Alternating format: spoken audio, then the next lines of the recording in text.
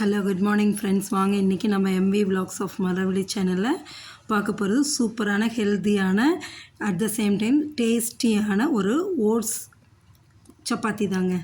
இந்த ஓட்ஸ் சப்பாத்தி நான் எப்படி செய்கிறேன் அப்படிங்கிறத நம்ம சேனலில் போய் ஃபுல் வீடியோவும் ஸ்கிப் பண்ணாமல் பாருங்கள். எப்படி அதோட ஃபுல் ப்ரிப்ரேஷனை பார்த்துட்டு நீங்களும் ட்ரை பண்ணி பாருங்கள். அவ்வளவும் நல்லா சாஃப்டாக ரொம்ப டேஸ்டியாக இருக்குங்க.